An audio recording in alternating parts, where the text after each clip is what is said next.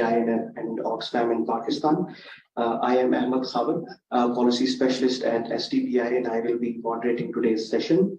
Today's discussion revolves around various themes of climate resilience and climate action, more specifically around climate finance, institutional capacity, DRR policy, and the loss and damage fund. Quickly going through the pattern of today's discussion, initially I will request Dr. Shafqat Saab to please present a brief PowerPoint presentation on all 4 papers, and then we will open the floor for interventions from speakers, and if time allows, maybe go to the audience for question answer session. Quickly, if I can introduce the panelists in no particular order. We have Mr. Bilal Anwar, CEO and DRMF, an expert of climate action, climate finance, DRM, and has extensively worked for the designing and operationalization of climate investment and disaster management funds. So thank you very much for joining us. Next up, we have Mr. Syed Shahid Kazmi Saab, Country Coordinator, Pakistan Humanitarian Forum, also with experience around disaster preparedness, response DRR project management, and has previously worked with several INGOs in DRR portfolio in Pakistan. Next up, we have Dr. Sophia Khalid with us, Head of Department of Environmental Sciences at the Allama Iqbal Open University, followed by Mr. Zohaib Durrani, Specialist Sendai Framework on Disaster Risk Reduction at the NDMA, and then, of course, last but not least, Dr. Shafqat Munir Saab, Deputy Executive Director, SDPI. So without further ado, bearing in mind that it's a Friday and we have a limited time at our hands, I would like to request Dr. Shafqat for his brief PowerPoint presentation. And before I do so, I would like to request Bilal Anwar Saab, please, if you can come to the stage. Syed Shahid Kazmi Saab, Dr. Sophia Khalid, Mr. Zohaib Durrani, Dr. Shafqat.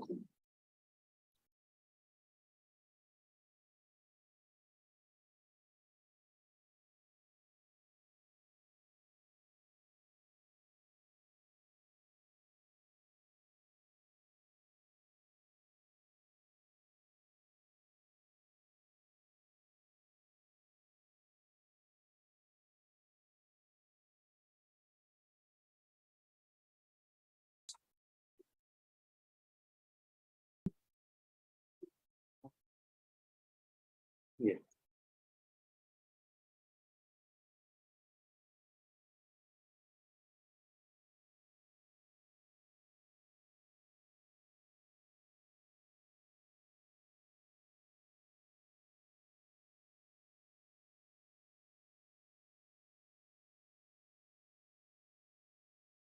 Yeah, thank you everyone. Bilal Saab, Kazmi Saab, for your time. I know this is a Friday and people are on the way, and then people will be waiting to go on to the mosque. So in between, we will try to finish it. Basically, this is a panel discussion today, which is focused around climate action, because we are talking about a lot of action which are around climate action. So today we have 4 experts of the various sectors. So they will speak about that. And before that, I will just give you a rundown of 4 policy position papers, which SDPI, with support from Oxfam and other partner, especially SPO and Indus Consortium, who provided us access to the communities. And we organized a focus group discussion, interviews from the field, and also interview from experts in Islamabad and in the provinces. So based on these interviews and data, and of course, primary data, which is this one, and secondary data, which is available in the document. So we prepared these 4 policy position paper, which I'll just give you a rundown of it. They have 4 different topics which focus on the climate action and resilient Pakistan. For these papers, basically the process, one was that we have gone through it, and then finally we have 4 seminars dedicated to each topic and the paper, inviting experts and their opinion on that, got their opinion, then revised these policy position papers. Now, these papers will be launched today after just a brief introduction, and then they will be used for various purposes. People are going to COP, and SDPI has organized a side event at the COP with the Climate Action Network South Asia, CANSA. We are the lead from Pakistan for this regional network. So we'll be organizing that one. And these papers would also be presented at that panel discussion. And that panel also focuses on the climate action. So various other South Asian countries will be presenting, and we will also take these to the international audience. With this brief introduction and welcome to everyone on behalf of SDPI, I'll just give you a rundown of the papers. Not in really detail because it's an introduction. Already they have been launched, introduced, but it's a public launch today. I have briefly explained that why we are here, the discussion and need for four policy papers. Methodology I have briefly explained, and context is Pakistan's resilience at stake because of the climatic and climatic hazards, and some of the hazards which we have created through our policy inaction or even our inaction. There are many things which we could have done, but we have not done. There are some gaps in the institutional capacity, and sometimes we feel financial gaps. So it is not that there is no capacity or there is no finances, but it is how we manage it, how we act. Sometimes inaction, we have to pay the cost of inaction. So that's why we focus these papers and looking at how inaction can cost us as well. Challenges and recommendations are also part of the papers.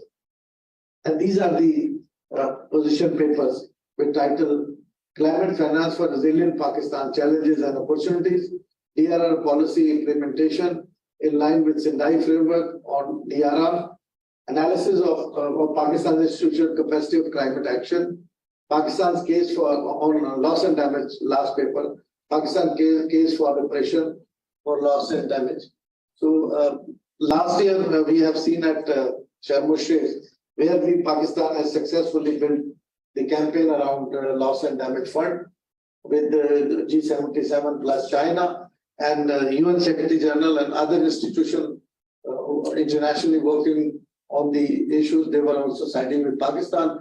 Many of them visited and have seen themselves how floods have devastated Pakistan economy, Pakistan people, infrastructure, and the losses came up. The loss and damage debate was within the countries. I'll give when I'll be talking about people. So these are four relevant policy position paper, which actually talks about the climate action we have to take or we are taking at the moment. In format interview, we have done focus group discussion 18 across Punjab, Sindh, and Balochistan. And in the focus group discussion, we have the participants from all strata, including sufficient women. Or in Balochistan, we have done exclusively with women, because so that we can learn from them what is loss and damage to them, what is destruction to them, what is preparedness in their point of view. So these and what institutional support they got and what is not. So that's why we went to the communities and draw some of their thoughts. That enriched our policy position papers here. Instead of just we go through the primary data and whatever knowledge we gain through the high level meeting and then put up as a policy proposition. Instead of that, we went down to the communities. And secondary source, of course, the policy positioning happening across capitals, whether it's a federal or the provincial capitals. And then we presented, ending the seminar, got the feedback from the experts and also from the experts in panel and in the audience. So then we have incorporated that one, the feedback. I will skip the content because this is commonly we always cite Pakistan position in terms of vulnerability in terms of financial gaps, in terms of losses and damages we have heard. Every seminar, but in any paper, you certainly give to some context. So we build these lines in our context in the 4 papers. Climate finance for resilience, Pakistan challenges and opportunities. We have gathered some of the points here. And again, this is the international climate finance flow, which was coming from previously, right from the UNFCCC to the Climate Fund, GCF, and other funding facilities. And then here in this area, we have also this policy landscape, which deals with the climate finance in Pakistan. And I was talking to Bilal Sahab when he came. I told that now we have started even naming you in our paper, that this is also one of the source, NDRMF for climate finance. Kab tak, we will be focusing on banking only on international resources. So here we have an identity. Maybe they would have some issues of funding themselves also, but at least people are looking with the ray of hope at NDRM that at least there is some mediatory kind of arrangement in Pakistan. And I tell you, which is not very common in other countries like Pakistan, those who are suffering. But thank God we have this entity, and Bilal Sahab is working day and night. And मैं तो ये कहने लगा था कि मैंने देखा कि इनकी थोड़ा सेहत पे भी असर पड़ा. I should say बेहतर हो रही है, बेहतर भी हो रही है, थोड़ा ज्यादा मुझे लग रहा है क्योंकि काम का बर्डन बहुत ज्यादा है and responsibility. Out of last 15 my senior level meetings where I attended and many of us attended, my understanding is that now leadership in Pakistan is focusing on NDRMF, how to make it more vibrant. And हमने flood में देखा $80 million, $150 million इन्होंने flood में response में किया क्योंकि international response नहीं था, तो here they came in.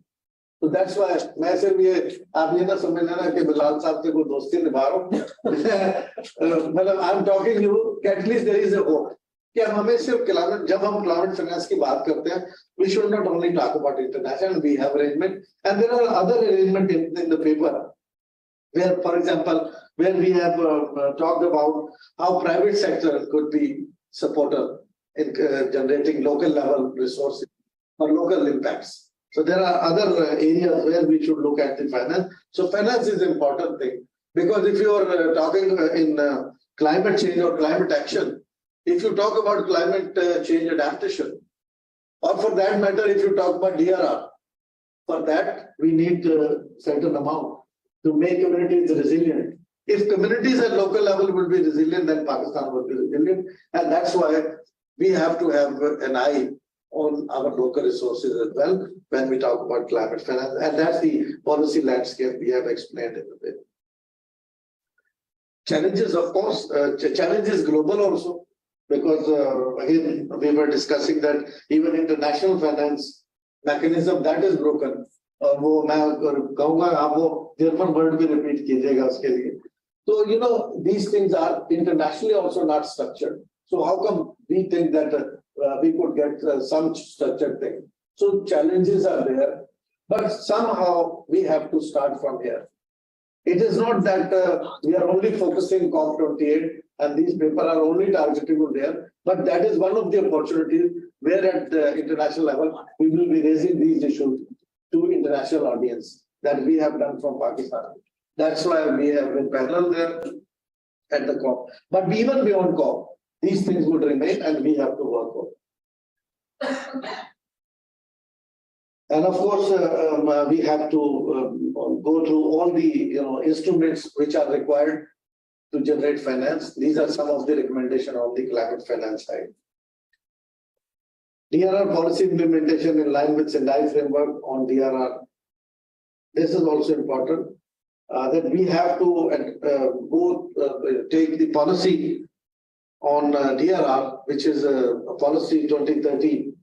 So now beyond 2013, it was based on the HIGO framework, which was between 2005 to 2015, and that was replaced by SINDA framework.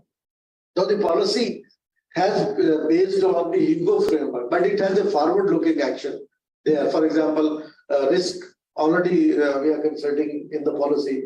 In the SINDA framework, risk has been number one priority if you look at the 4 priority areas of SINDA framework. So we are already thinking on these lines. But one good thing is that I would quote here the National Adaptation Plan, National Adaptation Resilience Plan.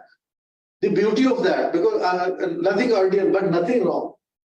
Something is good. When there is a document, which means we advanced ahead. When we have a policy document, earlier we were saying there is no adaptation plan with Pakistan. Now we have a plan. And that plan has 3 things very good, which I think to my understanding are very forward looking, we should focus on. One is that the policy has a focus on the whole of society approach, which is good. It is not said that only NDMA will do, NDRMF will do, or any 1 or 2 bodies are responsible for it. But it says that it is an whole of society approach, which means we all of us have to contribute to that. That's a good thing. Second thing is that this policy has linked the actions to some of the funding arrangements. At one hand, if it talks about international funding arrangement, GCF and other funds, it talks about NDRMF, it talks about Benazir income support from it, and it also linked the actions marked in the policy and in the adaptation plan. They have linked with the midterm budgetary plan, because in that midterm budgetary framework, we have projects. So it has linked things with the project that we should develop project PC1 on a different line, on a different set of criteria which covers climate hazards and DRR aspects into the policy planning process. At least now it is part of a document. That would be a guiding document for our future policy planning. And that's why it's a adaptation plan guiding to the framework we already have or we would have in future. So moving on, disaster need assessment. Now that has categorically been talked about DRR action. If you look at 2010 need assessment and post action, we were that was not in that structured form, which is now in the 2020 need assessment and our 4RF framework.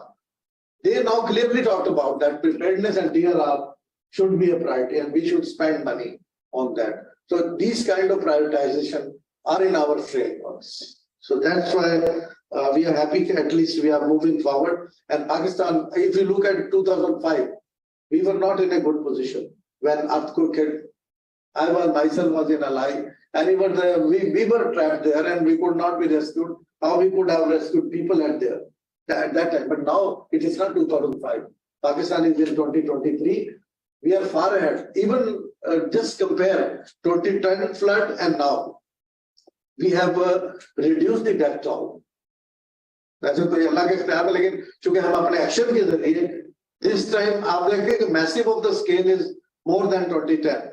20 million लोग उस वक्त impact हुए. Now there are 33 million people impacted, but death toll is around 200 less this time.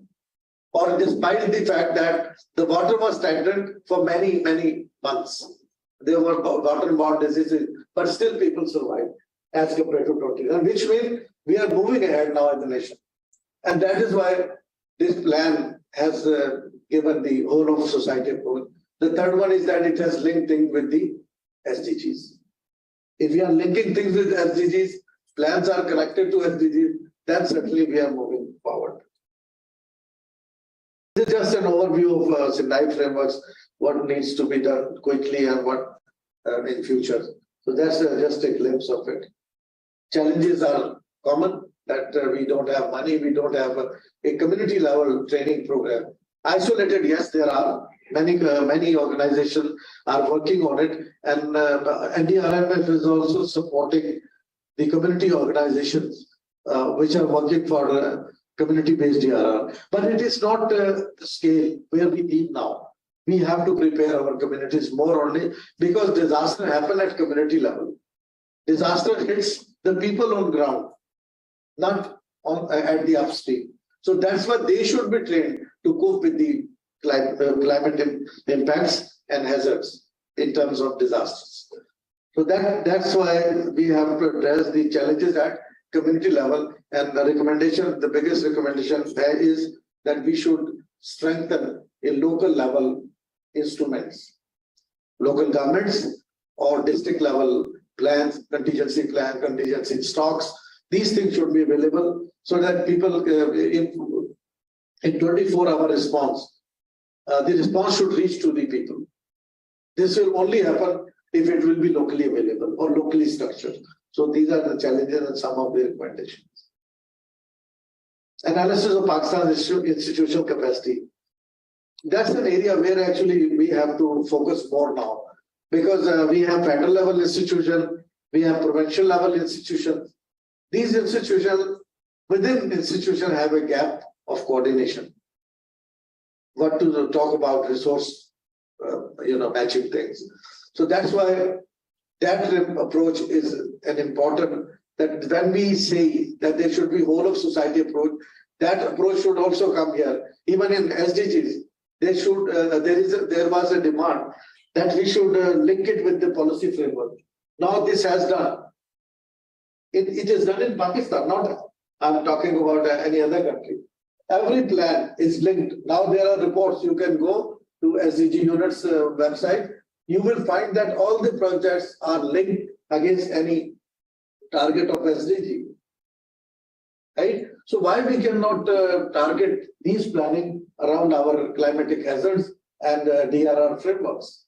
So we can do. So then that's why the gap of institutional capacity also and coordination. We have to focus on it.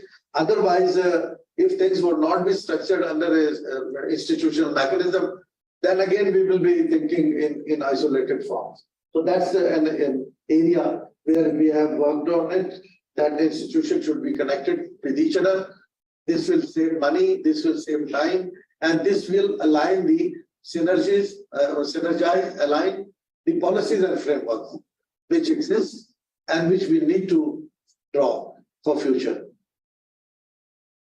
This is kind of provincial institution arrangement we have shown here province-wise, which deal with the disasters and climatic hazards.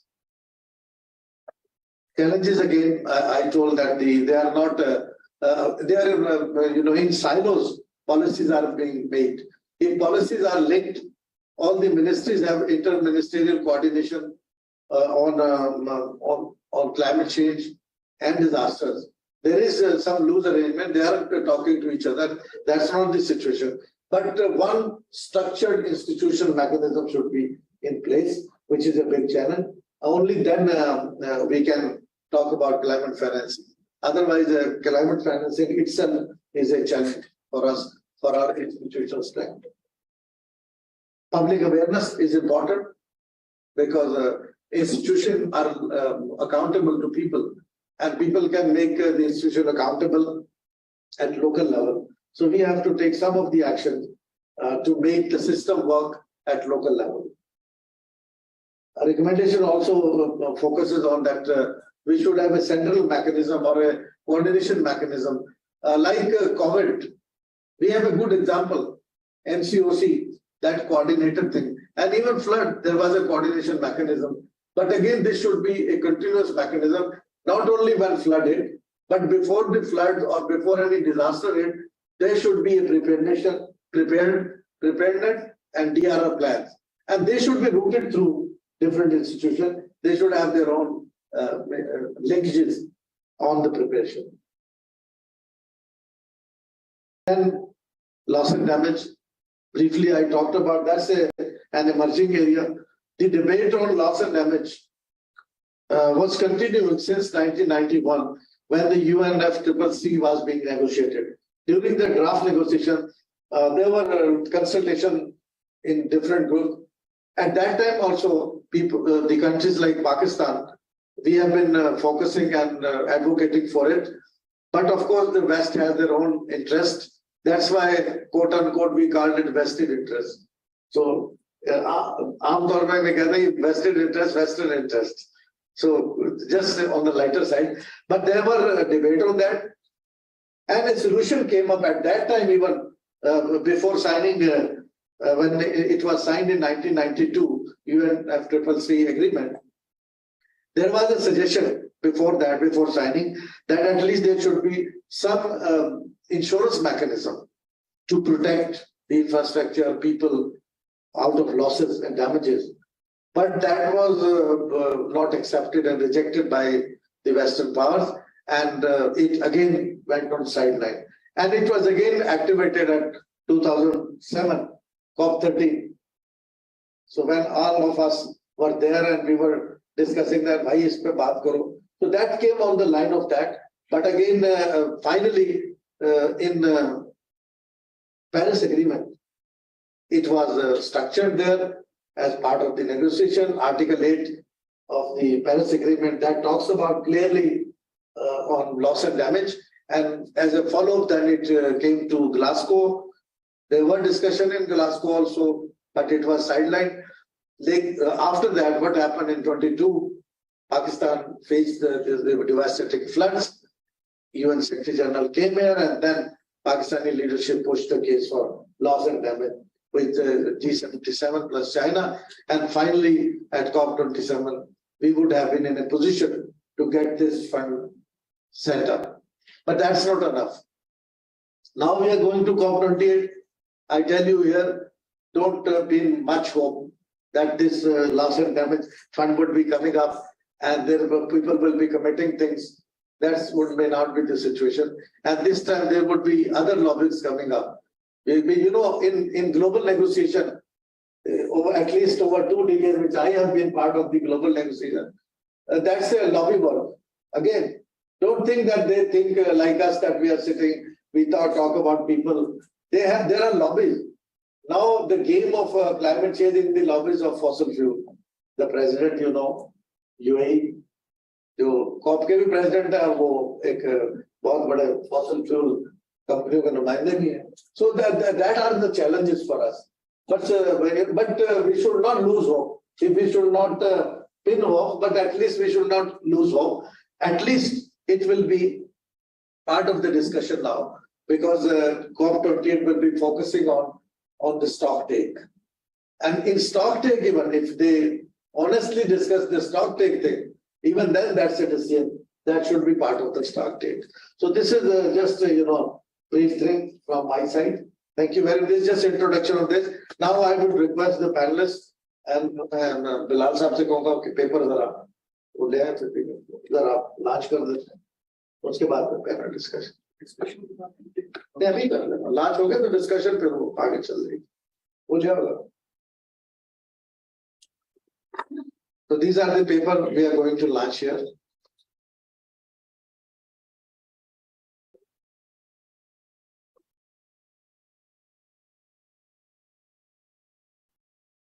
Money.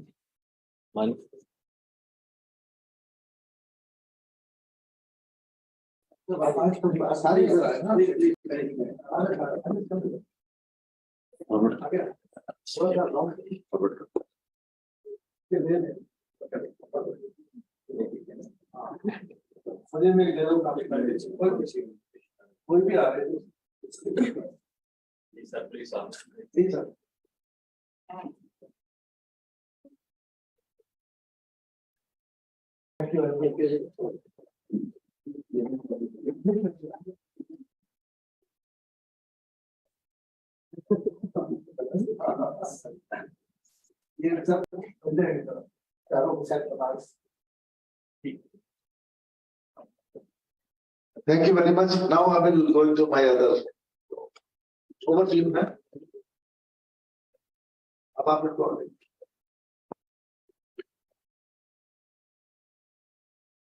Thank you, Dr. Sir, for briefly going through the papers. Of course, these papers will be made available to you on online on SDPI's website in the coming few days, and we'll be sharing the links if you have provided your email IDs at the registration desk.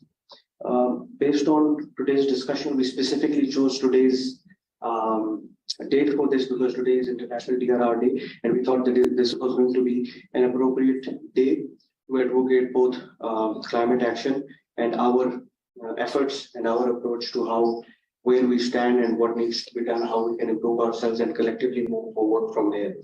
So with that backdrop, Bilal sir, if I can request you first, you can of course comment from there, your interventions on the subject.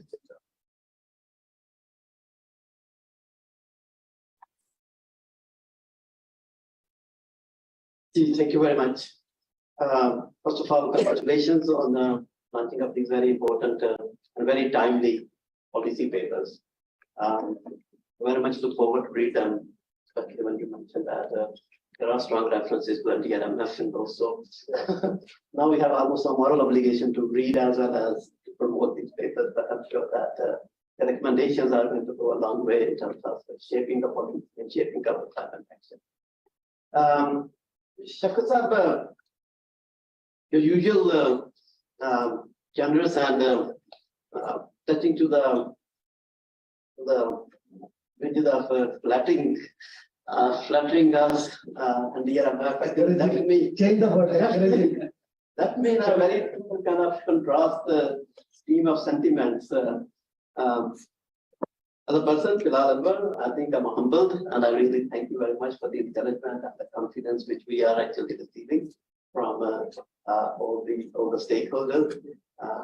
But when I actually leave myself a little bit away and consider myself a very small minuscule of and DRMF missionary, I think I feel myself really proud that the organization and the fund, the entity is evolving, is responding, is being recognized, and is taking up the challenge and preparing and repositioning ourselves. And that's exactly what we are actually doing.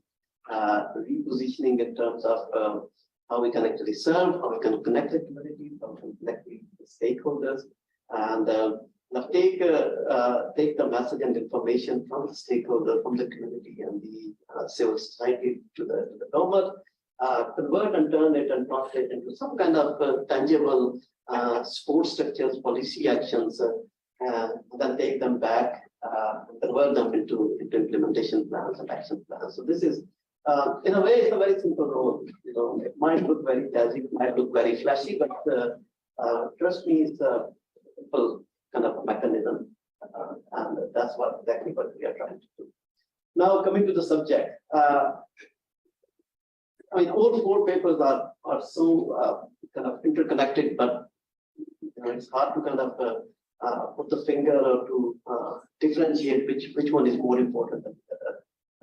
But if they are being done, they've been carried out, the work being carried out in simultaneous fashion, then there are reasons for that. And I see that how they can really complement each other and how they can actually come up with a kind of a very common and coherence set of agenda. And I think this is what is very much is needed in Pakistan. There's a lot to talk. I don't know where to start. I think climate finance is a very interesting topic these days. Although I've been engaged in climate finance from 1999 onwards, and it's good to see that actually now people are recognizing this and they see that this is an instrument which is important, and developing countries actually seeing the need of it and they're facing the challenge of it as well.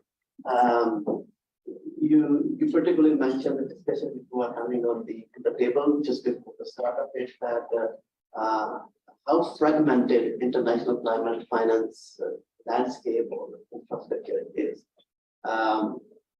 Truly, it is. It's sometimes it's really painful to see that how badly and unproductively it has actually evolved, and there is no coherence, there's no coordination, there is no kind of information flow even at the international system, and that's actually the reason that there is a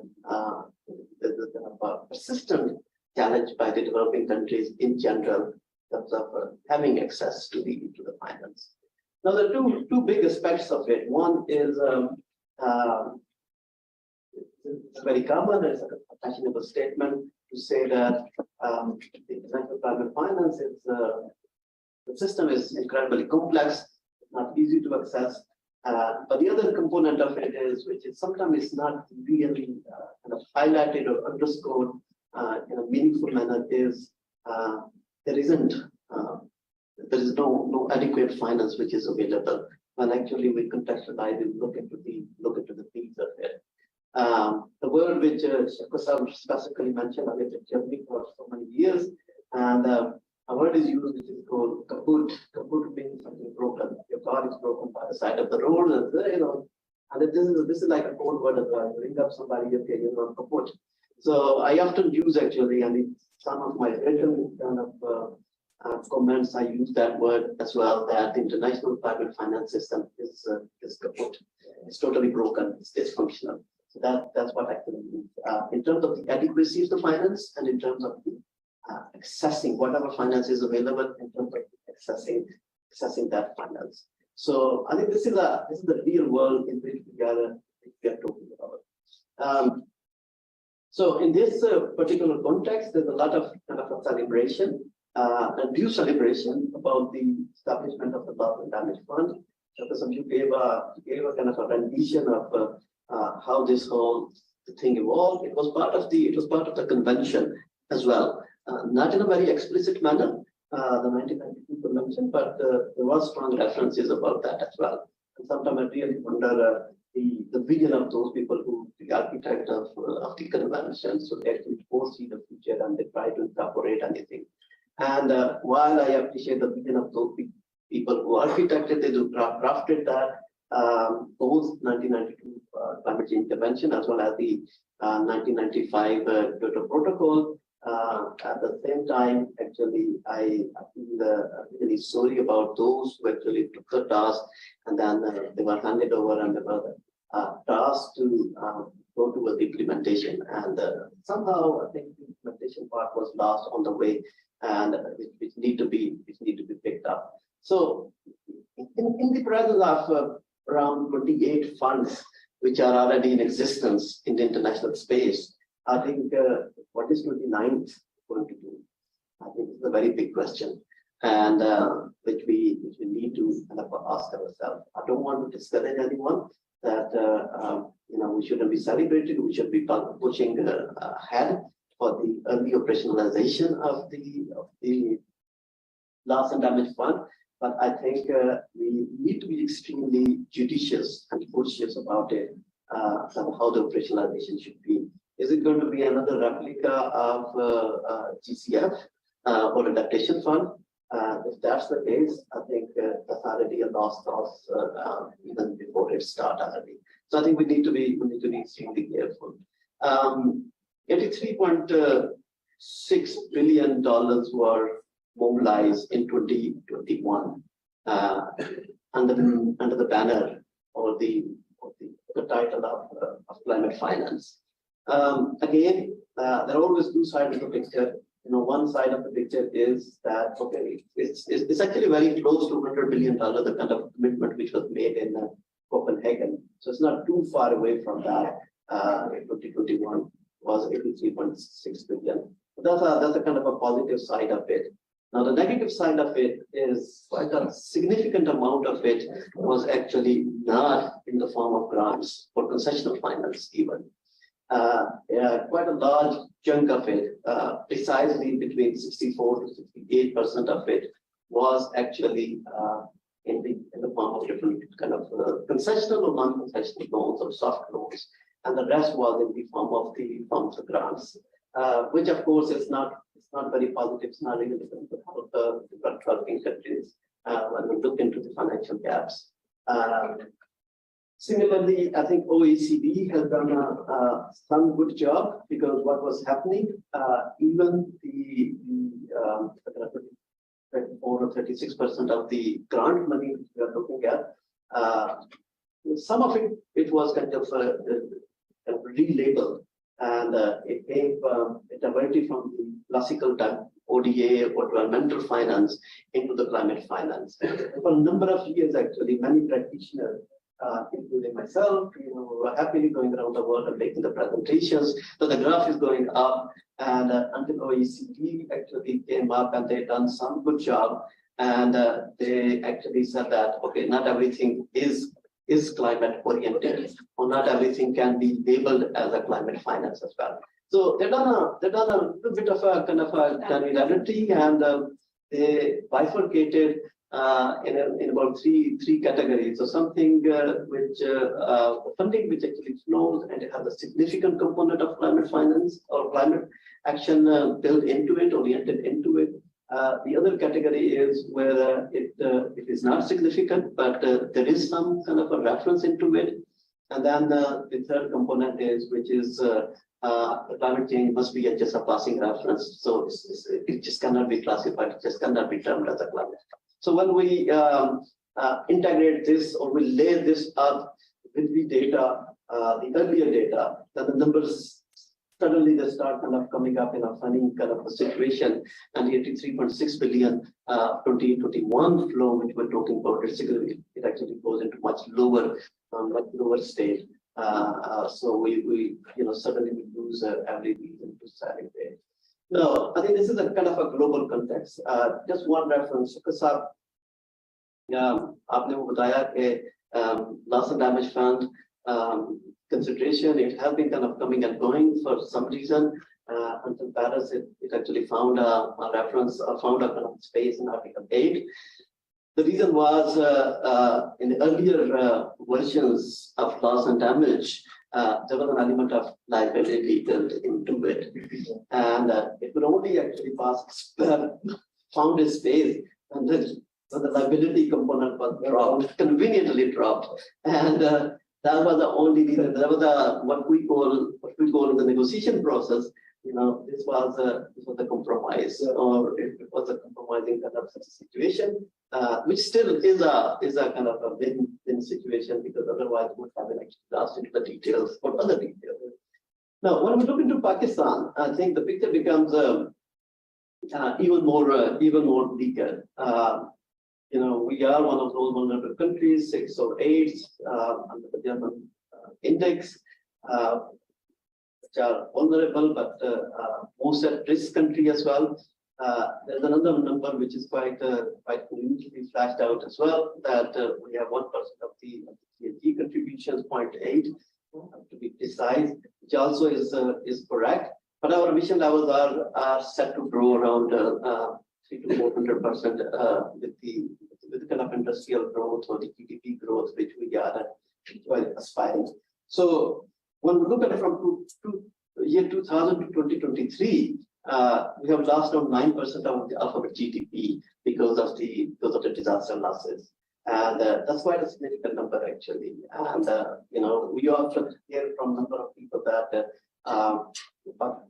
climate change is a risk multiplier. So this exactly is a risk multiplier. This is a kind of a component. This is the interplay of the risk multiplier, because when your economy is already on a weak foundation, you have a number of inflationary pressures as well as other pressures, and then on a year-to-year basis, you're actually losing the percentage of your GDP. I think this is how the risk is multiplied. So 9% of loss in GDP is pretty significant. Just 2022 floods was 4% of the GDP losses. Now, from a purely kind of strictly finance point of view, and when we look at it, just the 3 or 4 documents, which is our NDC for our RF strategy, as well as the National Adaptation Plan, the number actually comes to, and this is very conservative figure I'm talking about. I'm collecting the data actually on it.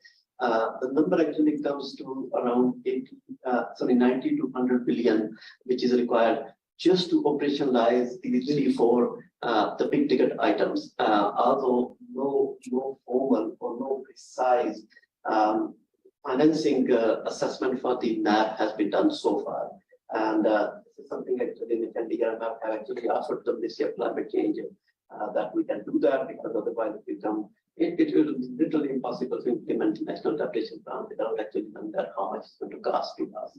Now that's one component of it.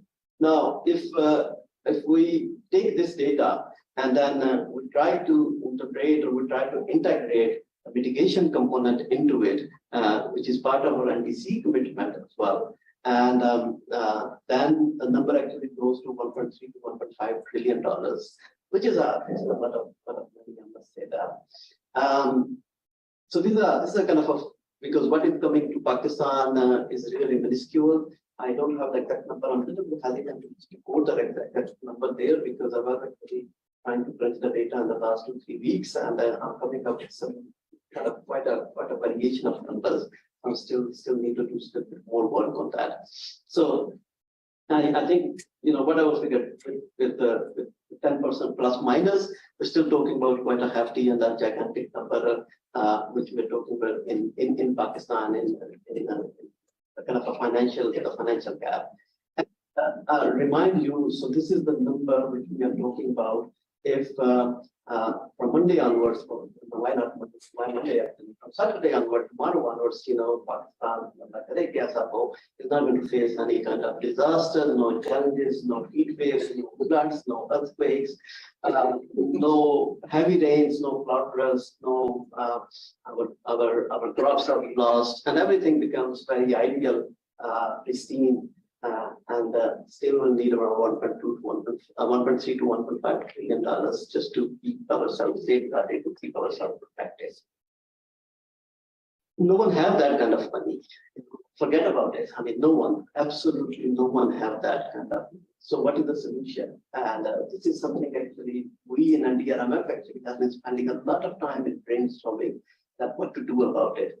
And no public finance, no bilateral finance, no multilateral finance, and not even a private sector capital actually can come anywhere close to that. So some solutions we might have, which actually is not going to bring us extremely close to this number, but at least it is going to be putting us on a direction, putting us on a way that somewhere in the future we can actually expect ourselves that we are coming close to the number, or we are actually allowing ourselves to put out the policy actions into motion, and that is about financial leveraging, and then coming up with the innovative financial instruments which are out there, and that those I'm again hesitant using the word innovation or innovative because that again is very heavily used and abused in Pakistan as well, because we might not be smart market innovation. We might actually just need to take some of the practices, some of the financial instruments, and just to put into place and put into practice in Pakistan. So leveraging is going to help us. One particular challenge, one particular area which actually I'm seeing here in Pakistan is there is a lot of loan financing which is made for climate action, for industrial finance. It's a number of other development-oriented kind of projects or programs or interventions. But there's another level of a fragmentation which is going on in the country as well. And because it's not programmatic, it's a highly project-based kind of loans. And even when it is programmatic, it is very much focused or restricted to one kind of theme. So there's something for education, there's something which comes from the NDRMF direction, which is for DRR or DRF or something, a little bit of climate adaptation. And so far we haven't experimented ourselves on mitigation either. And similarly, those when made goes to other organizations, academics, and R&D and all these things. I think what is lacking is it doesn't really allow to make a very effective and efficient use of this kind of a scarce money which is available there, and then it actually very effectively disallow ourselves to make leverage of it. So if we're saying that okay, we can bring $1 billion for climate action, and we know that there's a pocket of money for $1 billion. That money can be leveraged, and in a number of so many different ways. And this is what we actually very thinking hard about it, that how NDRMF actually can involve itself. And we use the grant money, which is not huge, but we use the grant money to leverage and make a better and effective use of loan money. So basically what I'm trying to say in one sentence is that the bad money doesn't really eat up. I use a word cannibalize, but it may be a little bit harsh. It might be a little bit harsh. So it doesn't really eat up the good money as well. And that's what is happening in Pakistan. And I think we don't have to be too much discouraged about it because I have seen it happening in Africa as well, in Caribbean as well, and a number of other countries as well. So I think this is something because ground money is small, it's, total of 34, 35%, or 34 to 56% altogether, which have flown into Pakistan. But I think that 34 can be used for leveraging the loan for climate action, for disaster destruction, and a number of other areas as well. There is a, if I can give you an example, a kind of an analogy from insurance industry. Just for the sake of kind of explaining my point, and that's how actually I understood myself as well, and try to help it out to my colleagues as well. So the insurance industry works in a way that the premium they collect from us is never their profit, but sometimes actually what they are paying out is a lot more than the premium. But the premium is a set amount. It's coming to them on a monthly basis, on an annual basis. And they can actually capitalize on it. They can leverage that 100 million or whatever X amount of the premium which they have, and they can go to the banks and they can go to other lending agencies. They can say, okay, even if we die as a company, so this is a premium which is coming to us. So this is our leverage. This is our collateral. And if a company is having 100 million per annum, they can build maybe another 500 million on top of it. So it's a very simple, same principle which has been in operation for last maybe 300 years or something like this. Lloyd's a very famous company, the big company actually built the entire business on this principle. And this is something actually we just want to take it out of the toolbox and apply it here as well. So I think not much needed to be done. It's just a very slightly different kind of a mode of thinking and putting these different instruments into the right place and then try to capitalize on them. I think this is what we need to do. And this is what IMF actually is taking up the task, and we want to actually build on that. We want to take it and do a lot of experimentation. We're going to fail along the way, like any other organization, like another entity. But in some particular area, peculiar area, we might succeed as well. And I think this is what we want. We want little successes and then build on those successes and learn from our mistakes. And thank you very much. I took a long time. I apologize.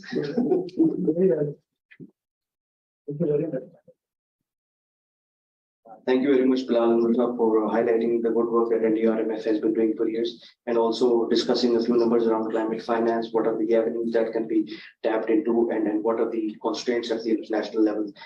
Before I come to Zuhaib, I would like to formally welcome Senator Sini as the Saiba Chairperson, Standing Committee on Climate Change. Thank you very much, ma'am, for taking up the time from your busy schedule. If I can come to you, Zuhaib, bearing in mind today's discussion around our policy implementation in terms of the Sendai framework and also your previous experience and your current portfolio at the NDMA, we would like to next hear from you. How do you currently see what has been done and how does the future projection look like? Where are we headed in the coming years for DRR policy implementation?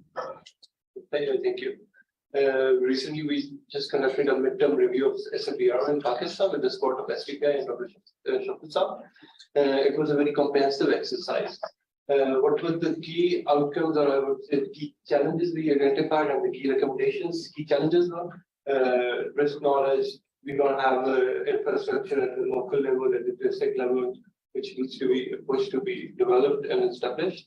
And then the financing was the key thing.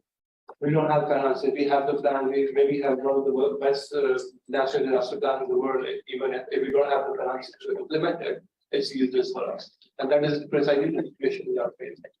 We have the National Disaster Management Plan. We have the DRR policy, which both were launched in 2013. However, we don't have the means to implement those. We don't being provided the finances as we should have been, I would say. So they are just like a piece of paper for now.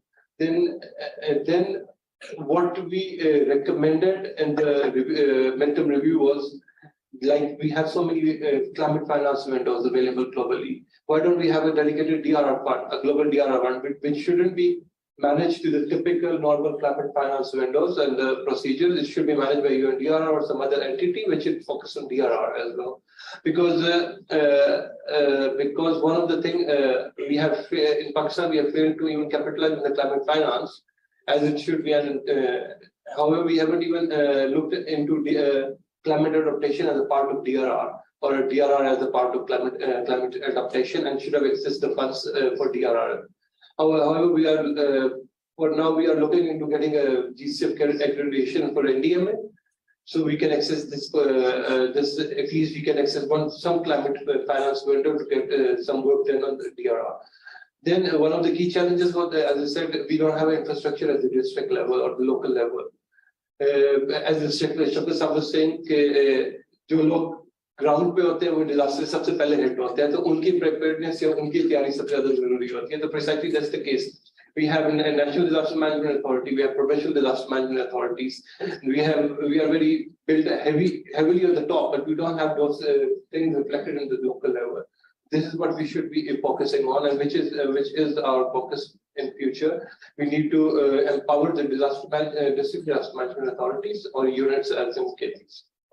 So basically, how we are dealing with, how we are looking for the future, we just, as Shahid Sahab was saying, we have built a new fancy building in TMA.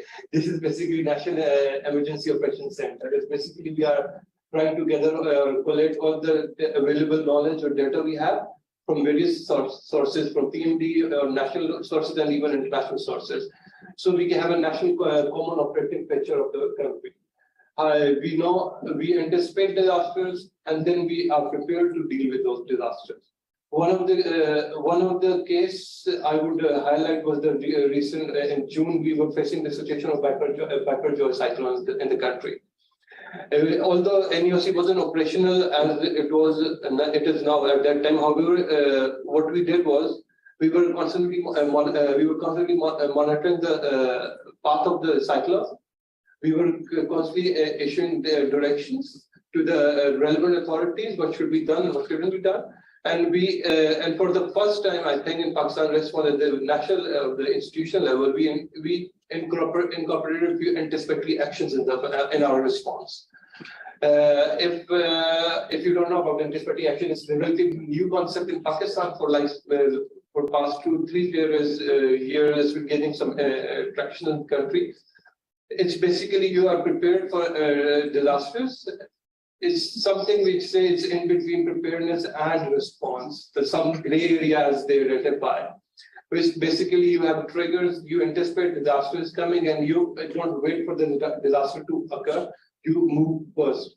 So a few of the actions we did during the Biperjoy, we evacuated the communities, we issued certain actions to the district administration to undertake, such as removing the billboard, so we avoid the damages due to the high winds we were facing in the area.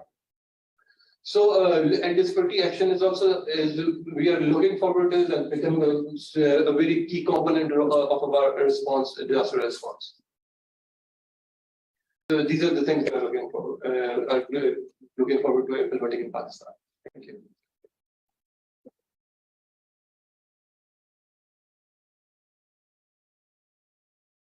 Thank you, Zohaib. In the context of keeping ourselves limited to time, I would directly move to Shahid Kazmi Saab, and I would like to request your intervention around the coordination of INGOs and other stakeholders on climate action.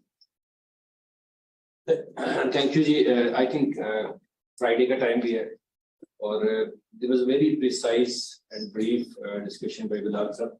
जब बिलाल साहब किसी का बैठे हैं तो it is very difficult for us to speak on the subject of climate change. He is one of our mentors. और I think उन्होंने बड़ा precise की जिस तरह आपने बताया, और आपने ये भी कहा कि कल कोई is not disaster tomorrow and then still we need something.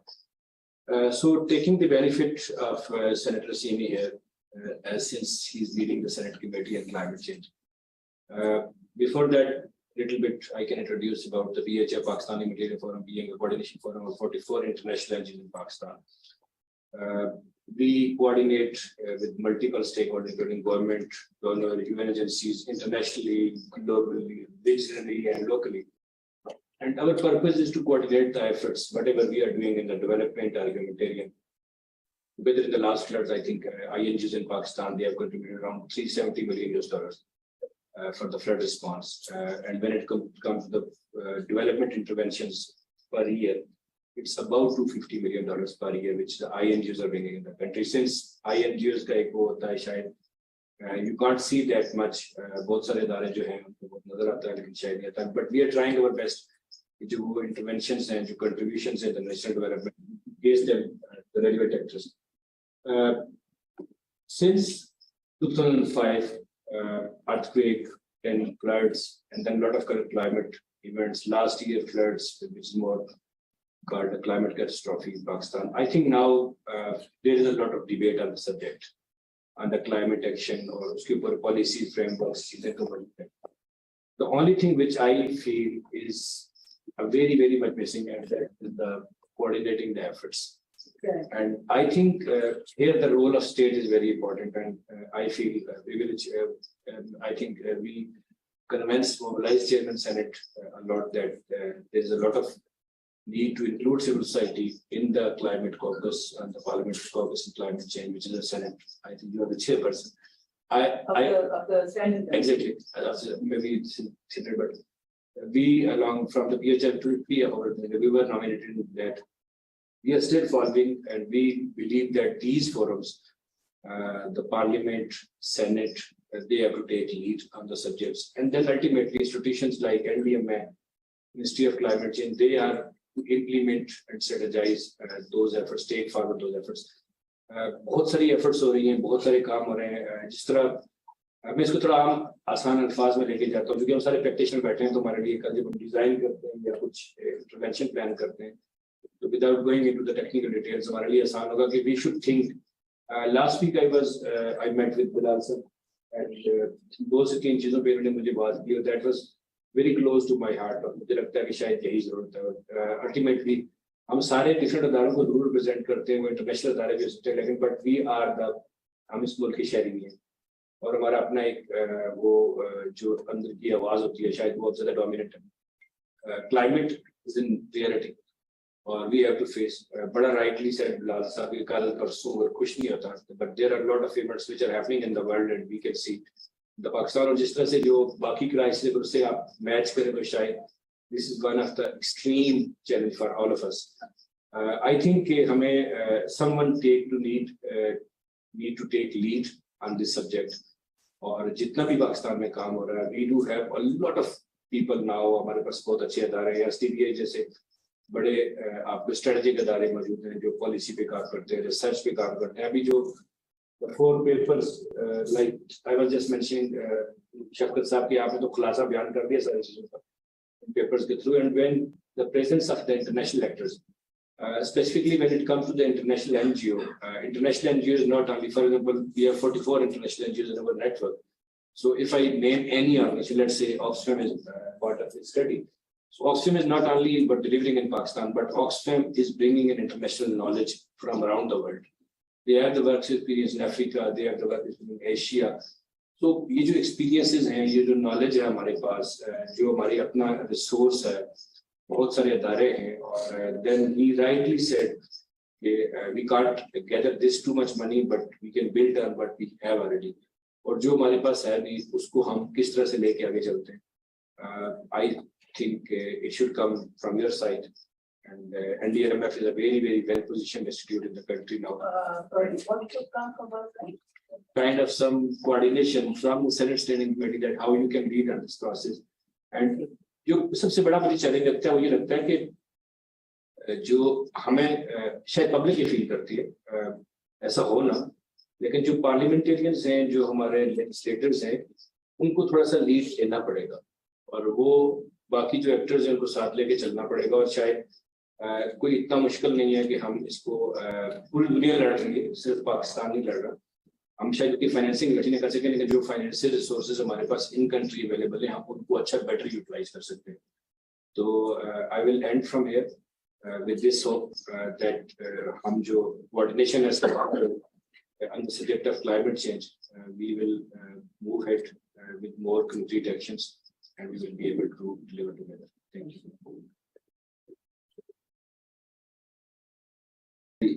Thank you, Shahid Saab, for highlighting the need of a better coordination among different stakeholders of climate action. Dr. Sophia, if I can request your intervention next around the role of academia and research organizations in terms of advocating efforts for climate action.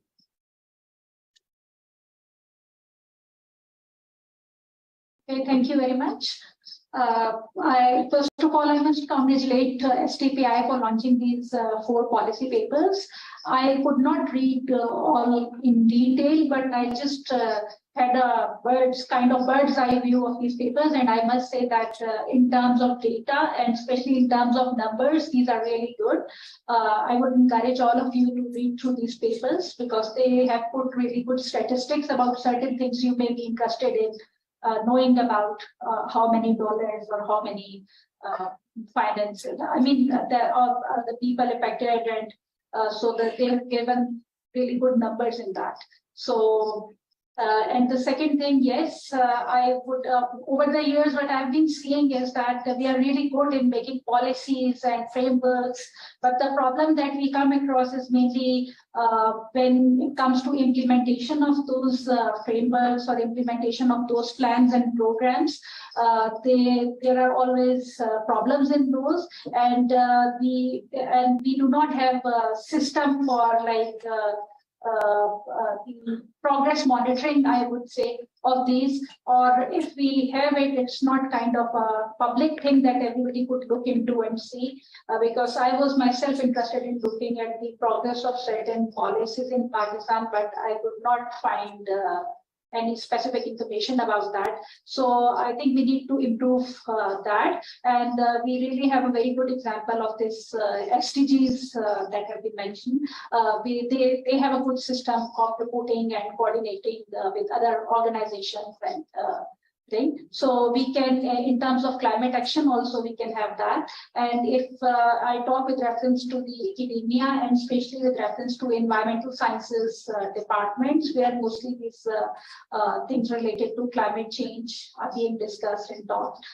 So I think we need to kind of update or revise the curriculum as well, because we currently in the universities, we are still following the curriculum that was last updated in the year 2013. And we really need to have this climate finance and the current trends in this in our curriculum in the universities for environmental sciences especially. So yes, that's what I was thinking. Thank you very much. Thank you, Dr. Sophia, for highlighting the need of revamping our curriculum and what we teach to upcoming students and how they can, bring more work into their research and their thesis as they move forward in their academic careers. So now moving to the Honorable Senator Saiba, if I can now request you for your remarks on today's discussion around the different and various aspects of climate action. I missed some of it. If you would give me a specific question, I can answer that. We would like to request you around the excellent work that the Standing Committee has been doing, also in terms of the coordination that you have had with different stakeholders, and how do you envision the upcoming years? Of course, the COP is right around the corner, and also in the future, how do you see coordination being improved with other various stakeholders? Thank you very much. Thank you for inviting me here. And I thank STPI for doing an excellent job as always.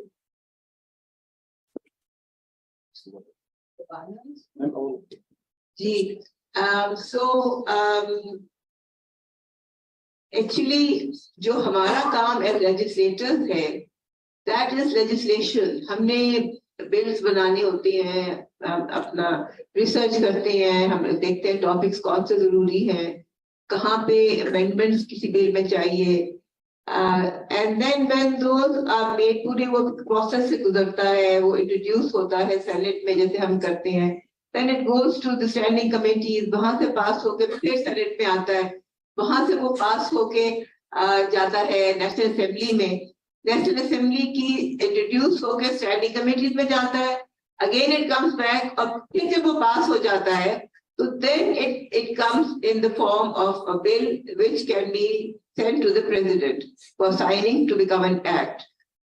इस process में हमने बेशुमार bill बनाए हैं, बेशुमार bill हम हर साल पास होते हैं, बट सैडली कभी वो बिल जाके नेशनल असेंबली में फंस जाते हैं, कभी उनपे अगर वो पास भी हो जाए, इम्प्लीमेंटेशन का बहुत बड़ा फुकदान है यहाँ पे। बिल्स में बिल्स आते हैं बट इम्प्लीमेंटेशन ही जब नहीं होगी उनपे, जब गवर्नमेंट ही उस पर काम नहीं करेगी, किसी बिल जब बन जाते हैं तो गवर्नमेंट का काम होता है उनके रूल्स बनाना, जब गवर्नमेंट ही उसके रूल्स नहीं बनाएगी तो इम्प्लीमेंट वो नहीं होता, इम्प्लीमेंट जब नहीं होता तो फिर हम तो हाथ पे हाथ धरे रह जाते हैं कि आगे हम अब क्या करें। तो स्टैंडिंग कमेटी का हमारा ये काम है, our work is of oversight, कि हमें देखना है कि कौन सी जगह में क्या खराबी है, हम उसको किस तरह ठीक कर सकते हैं। जो आपने कोऑर्डिनेशन का कहा है ना, कोऑर्डिनेशन इज बेसिकली काम जो है वो मिनिस्ट्री ऑफ क्लाइमेट चेंज का है। हम on our own part as a standing committee जो हम काम कर सकते हैं, वो डिफरेंट स्टेक होल्डर्स को बुला के बिठा के उनके प्रॉब्लम्स पूछ सकते हैं कि जी आपने ये क्यों नहीं किया, आपने वो क्यों नहीं किया, ये हम जरूर कर सकते हैं। So if we have a topic, we have implementation का, तो हम बेशुमार चीजें हैं जो इम्प्लीमेंट नहीं होती हैं। सो इसमें हमने ये देखा है कि हमने इवन जब हमारे फ्लड्स भी आए हैं लास्ट ईयर, एक तो हमारे मुल्क में पहले ड्राउट आया, हर साल आता है, उसके बाद glaciers are melting at a very high speed. हमारे ग्लेशियर दुनिया में हमारे we have more than 7,000 glacier, 7,253 to be exact, and this is the largest amount of glaciers that anyone has, any country has, and we are called the third pole outside the polar region.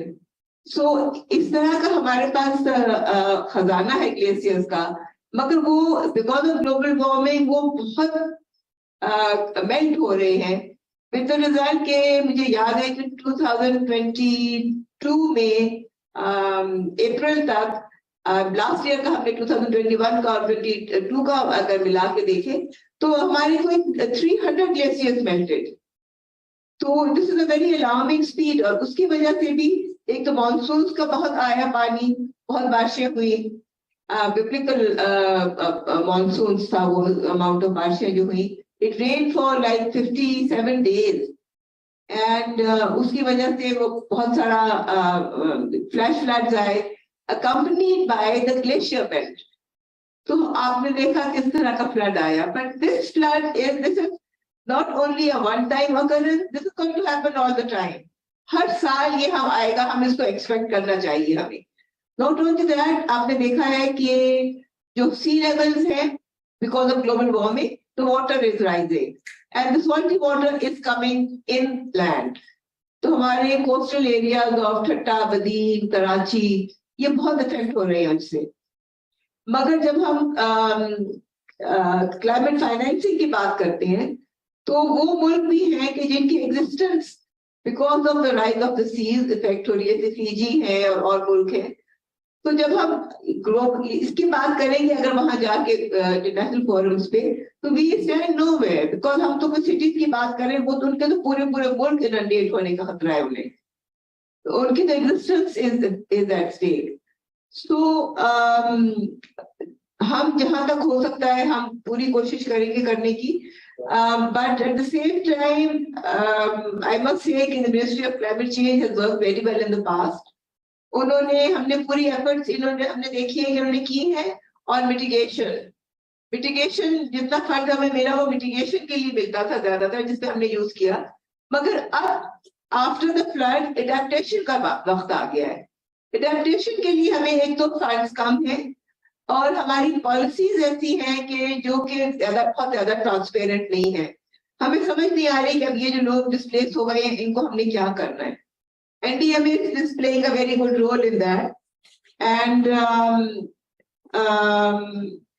मुझे याद है कि 2021 में ये मेरे पास एक figures आए थे, because of our own effort, क्योंकि हमारे पास पैसे, हमारे पास रिसोर्सेज तो थी नहीं, because of our own efforts 8.7% we managed to reduce the GHG gases.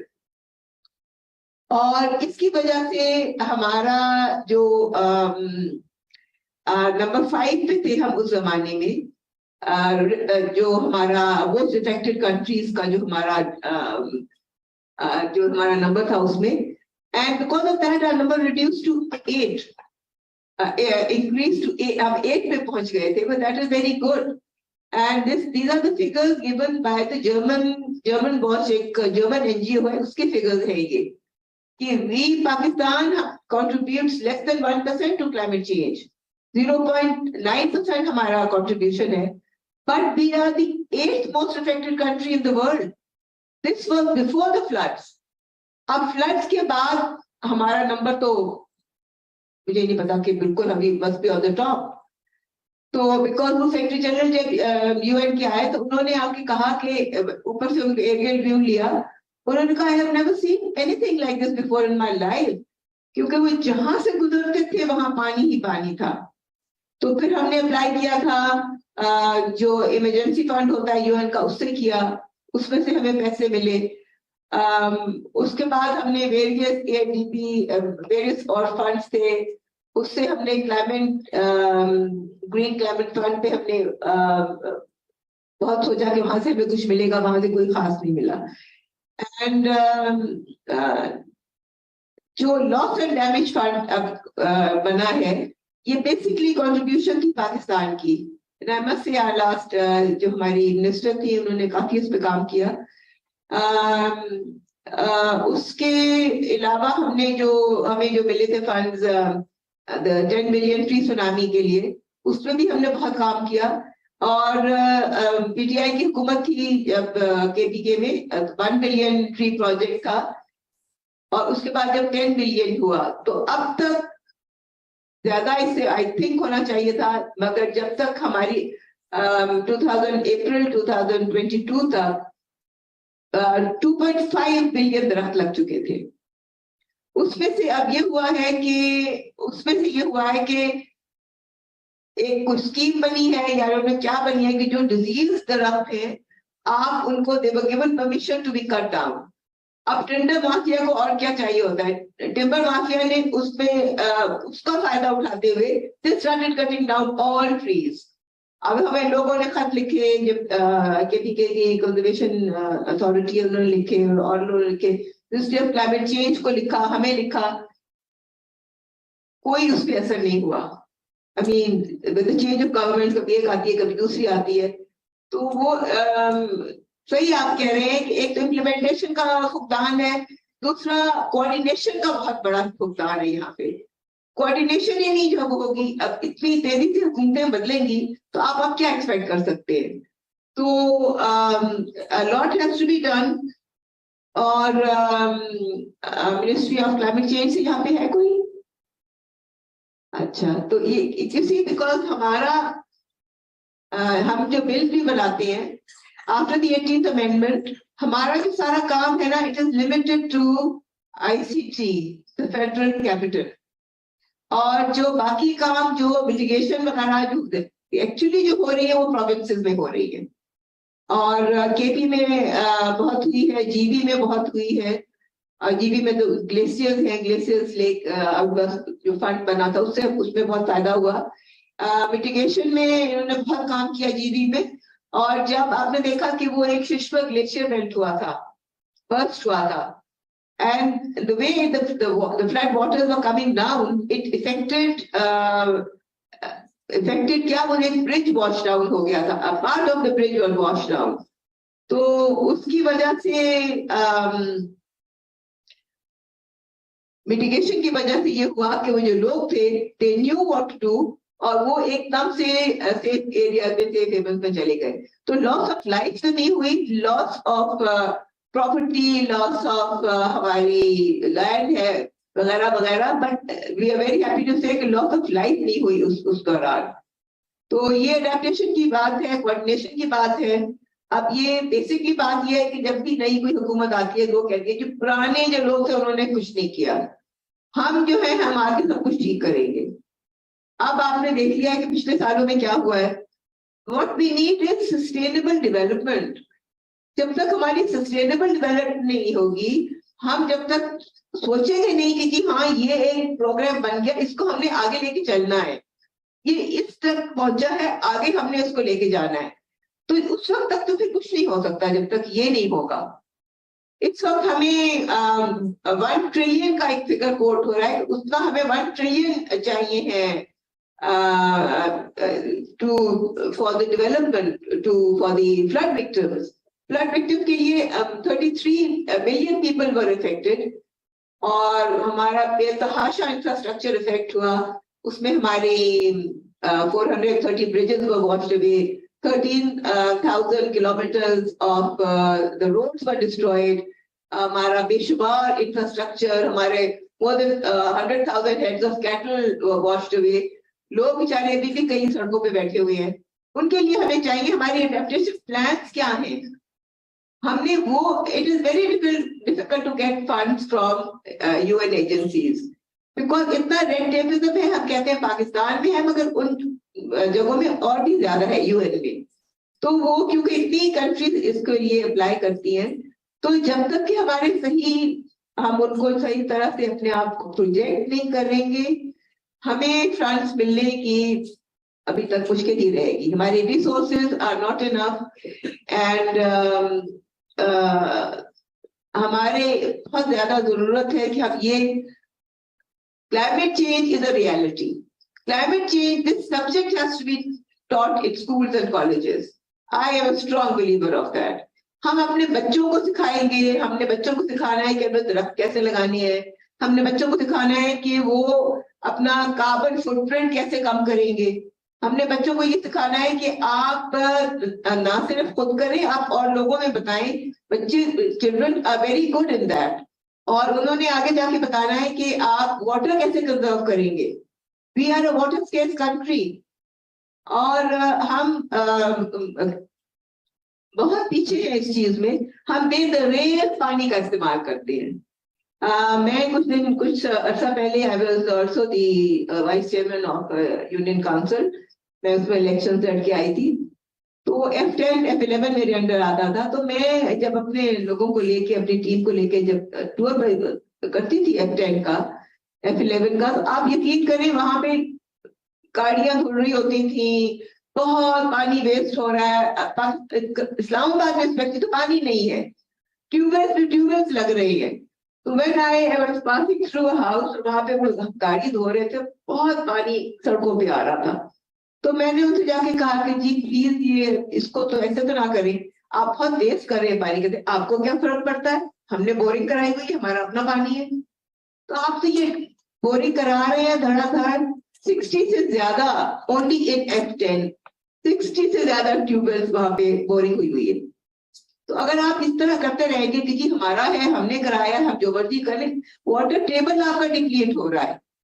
तो ये चीजें हैं छोटी छोटी, आपने, ये बहुत इंपॉर्टेंट चीजें हैं, हमने बहुत इस पे काम करना है। इंडस बेसिन के जो प्रोजेक्ट बना था उस पर हमने बहुत काम करना है, स्मार्ट एग्रीकल्चर पे काम करना है, हमारे सीजन बदल रहे हैं। इन सब चीजों में फूड सिक्योरिटी भी आती है, सब चीजों के अंदर ही आता है। इन सब में अगर आपकी कोऑर्डिनेशन नहीं होगी तो आप बहुत ही पीछे रह जाएंगे, जो कि हम हैं आज। So with that I hope कि हम कुछ आगे कुछ अच्छा बेहतरी कर सके। Thank you.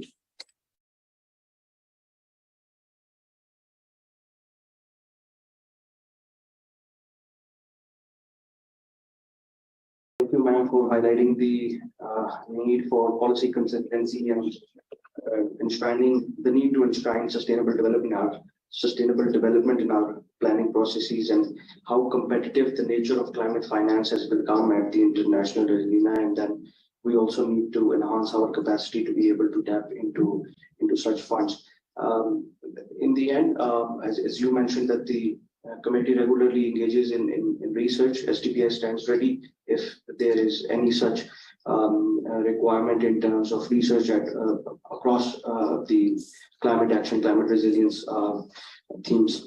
With that, I would like to request Dr. Shafqat to please give a vote of thanks to the speakers, and then we can formally end the session and move to our lunch.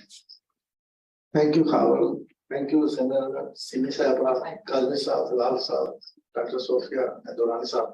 Thank you for your time, because without you, this would not have been possible for us to actually put across a diverse kind of opinion, because you represent your own areas of expertise. Thank you so much. I would just end it, but quoting one thing from picking from Senator Simi's point, that पैसे तो हमारे लग रहे हैं, bore हमारे हैं. That's not the case. Resources are not ours. This is nation's resources. The resources should not be in personal property, and that's a problem, because many of our global companies, they take water from Pakistan or using the Pakistan national resources, and then they export things in Central Asia. Pakistan से यहाँ से पानी pack किया हुआ, बड़ी company वहां जाके बेचती होती, तो वो यहाँ पे क्या कंट्रीब्यूट करने, ये वो एक जिम्मेदारी है जो फंड का एक पार्ट हो सकता है. ESG क्या हमें बताया, उन्होंने बताया कि भाई आप वहाँ इसलिए हमारे क्लाइमेट के पैसे देने के जिम्मेदार हैं कि आप हमारे नेशनल रिसोर्सेज यूज कर रहे हैं जो डिप्लीट हो रहे हैं. So put in money here, and that is your responsibility under ESG, environment, social and governance responsibility.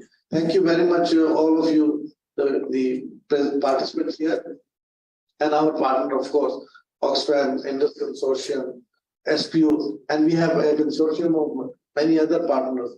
Thank you everyone for their contribution, and I would thank Khabar and my team members for organizing it. They did just a photograph because he just announced it, and then we will go for lunch. Thank you so much once again.